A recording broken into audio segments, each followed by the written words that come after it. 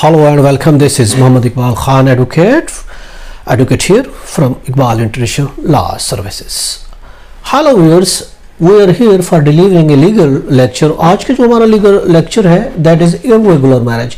कि irregular marriage क्या होती है? Irregular marriage यानी फासिद शादी। इससे पहले हमने पढ़ा था बातिल शादी पढ़ा था, वाइड मैरिज पढ़ा था। आज हम पढ़ रहे हैं कि इर्रेगुलर मैरिज किसे कहती है। इर्रेगुलर मैरिज उर्दू में हम कहेंगे फासिद शादी। फासिद शादी कैसी होती है? यानी वो शादी जो in violation of the partial legal impediments, कुछ पार्शियल अगर किसी चीज़ की हम खिलाफ वर्जी करते हैं तो वो शादी जो होती है जो शुरू में वो वाइड हो सकती है, वो ऐसी शादी बाद में वैलिड हो जाती है। शुरू में वाइड हो सकती है, बाद में ऐसी शादी शुरू में बातिल हो सकती है और बाद में शादी वैलिड हो सकती है। ऐसी शादी को हम कहते हैं इर्रेगुलर मैरिज। यानी मिसाल के तौर पर किसी मुसलमान की आग के पुजारी के साथ शादी होती है और तो ऐसी शादी को हम कहते हैं इर्रेगुलर मैरिज है।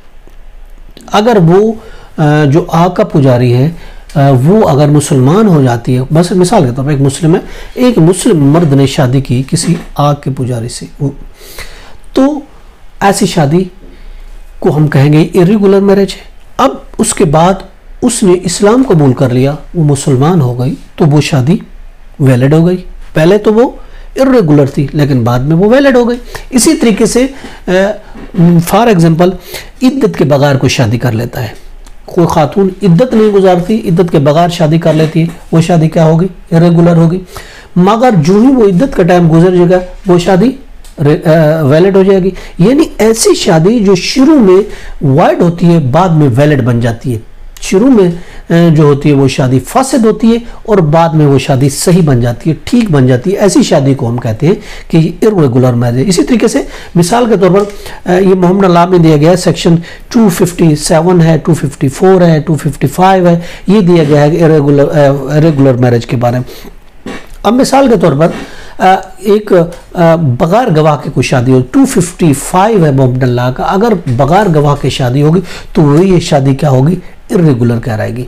और इसी तरीके से हस्बैंड अगर 5वीं शादी कर लेता है, 4 शादियां पहले बीवी उसके मौजूद हैं, 4 बीवियों के मौजूद में 5वीं शादी कर लेता है, तो मोहम्मद लॉ 255 के साथ ऐसी शादी क्या होगी? वो इर्रेगुलर होगी। अगर 5 में से फिर जब एक उसमें से किसी एक को डिवोर्स दे देता है तो फिर उसकी शादी हुई जो पहले इर्रेगुलर थी वो बाद में वैलिड हो जाएगी, ठीक हो जाएगी। और इसी तरीके से अगर कोई मर्द अपनी साली के साथ यानी अपनी वाइफ की बहन के साथ शादी कर लेता है तो ये शादी जो होगी वो इर्रेगुलर शादी कहलाएगी। यानी कि ये शादी फासिद शादी कहलाएगी। और उसके बाद अगर वो उसके पास 2 बहनें आ गए, उसमें से अगर किसी एक को तलाक दे देता है तो फिर वो शादी जो पहले फासिद थी अब वो शादी वैलिड बन जाएगी। और इसी तरीके से मुख्तलिफ मज़ाहब की बुनियाद पर 259 मोहम्मद लॉ, उसके तहत अगर कोई शादी मुख्तलिफ मज़ाहब की बेस पर अगर कोई शादी होती है, इंटरफेथ मैरिज होती है, मुसलमान की किसी दूसरे मज़हब के साथ शादी होती है तो वो भी शादी इर्रेगुलर होगी, लेकिन बाद में मुसलमान होने पर वो शादी वैलिड हो जाएगी, वो सही हो जाएगी। तो ये था इर्रेगुलर मैरिज के बारे में। आज हमने पढ़ा कि इर्रेगुलर मैरिज कौन सी होती है, यानी शुरू में वो वाइड होती है और बाद में वो सही हो सकती है। ज़रूरी नहीं हो जाए लेकिन हो सकती है, कहने का मकसद है। समटाइम हो भी जाती है और समटाइम नहीं भी होती। तो ऐसी शादी जो शुरू में वाइड हो बाद में रेगुलर हो, बाद में वो वैलिड हो सकती है, ऐसी शादी को हम कहते हैं ये शादी इर्रेगुलर मैरिज है। उर्दू में हम कहेंगे ये फासिद शादी है। ये तो हमारा आज का टॉपिक। इसके साथ ही हमें इजाज़त दीजिए, कल एक नए टॉपिक के साथ आपकी खिदमत में फिर हाजिर होंगे। अपना और अपने गिरदोनवा का बहुत ख्याल रखिएगा।